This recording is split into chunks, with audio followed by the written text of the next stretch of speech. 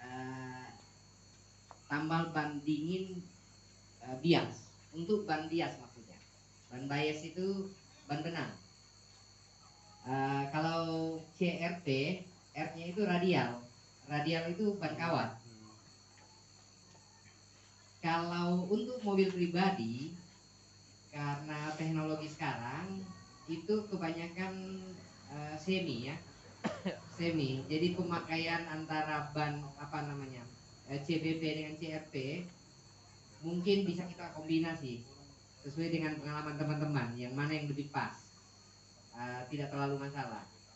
Tapi kalau sudah berangkat ke ban truk atau ban bis yang lagi ngetren sekarang, mungkin teman-teman banyak yang ngerjain, itu harus sesuai dengan bannya. Misalnya ban bis yang harus pakai CRP, pengecualian kalau di telapak itu karena dia nggak bergerak, apa namanya, kalau dia jalan telapaknya kan nggak goyang ya, itu boleh pakai CBP. Tapi kalau samping harus pakai CRP. Jadi kalau teman-teman yang sudah pernah pegang ini ya, misalnya CRP 42, CRP 42 itu lapisannya di dalam 4. Semuanya, sorry ya saya, misalnya memanjang begini ya. Jadi lapisannya di dalam itu berlapis-lapis 4 begini, searah. Nah, beda kalau misalnya kita pakai, misalnya teman-teman ada yang sudah pakai CBP 4, CBP 5, CBP 6, kombinasi serat di dalam selang-seling. Nah, selang-seling di dalam itu menyesuaikan kontur di ban benang. Jadi kalau lihat ban benang yang putus, benangnya kan di dalam nggak tegak lurus ke heel ya. Jadi ngilang-ngilang. Nah, tambalan juga dibuat seperti itu, menyesuaikan kontur ban, menyesuaikan apa namanya konstruksi di dalam ban itu. Jadi, dan perlu diperhatikan kalau kita aplikasi tambalan ban besar, misalnya CRT atau CBP 4, 5, selalu perhatikan arah panah. Jadi kadang-kadang kan kita bingung, kayaknya ini dia kan agak bulat-bulat aja, nggak apa-apa. Tapi kalau sudah tambalan ban besar, usahakan sesuai dengan arah panah, karena tambalan ini sudah dibuat menyesuaikan konstruksi di ban. Jadi supaya ban nanti intinya kan gini ya, kalau kita menambal, misalnya ada yang putus benang atau kawat, kalau kita nambal berarti kita mengembalikan kekuatan di ban. Jadi harus sesuai dengan ininya. Jadi nanti pada saat kita, maksudnya pelanggan kita memakai bannya itu, lenturnya sama dengan ban aslinya.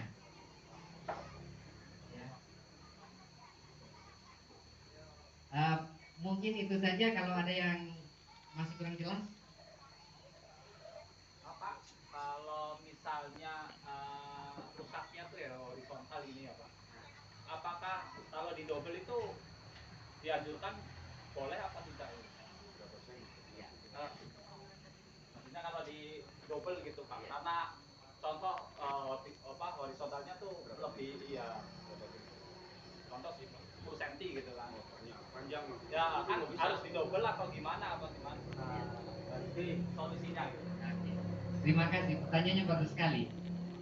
Kalau kita lihat pengalaman teman-teman, mungkin bukan di daerah sini, di tempat lain banyak ya, mungkin sering posting di Facebook atau di media sosial yang lain. Kadang-kadang memang di apa namanya, di double ya, di double atau dijejer, saling ini, saling menumpu ya. Karena tadi misalnya pecahnya horizontal. Jadi kalau misalnya pakai CRP berapa, kayaknya kurang mampu karena terlalu lebar. Pada intinya kalau tambalan ini dibuat sesuai dengan aplikasinya, harus sesuai dengan tabel yang ada di kotak itu ya. Jadi kalau lebih harus pakai yang lebih besar. Itu idealnya ya. Maksudnya sesuai dengan anjuran dari pabrik. Karena pada dasarnya tambalan ini dibuat tidak serta-merta dibuatkan tabelnya. Jadi melalui uji coba dulu. Misalnya tambalan bespet ini kan disuplai ke seluruh dunia. Jadi kalau barang ini disuplai ke Eropa, disuplai ke Amerika, harus berdasarkan standar yang pasti. Jadi mereka itu nggak sembarang bikin tabel. Itu paling tidak harus 2 tahun, 3 tahun diuji dulu. Nah, kembali ke pertanyaan tadi, mungkin yang tadi saya bilang di awal bahwa kadang-kadang kita harus berimprovisasi, tapi harus tahu kondisinya ya. Misalnya tadi sudah berapa banyak yang putus. Kalau misalnya dirasa uh, misalnya ya untuk serep atau ban belakang mungkin bisa dilakukan, tapi mungkin untuk ban depan mungkin agak riskan ya. Jadi kalau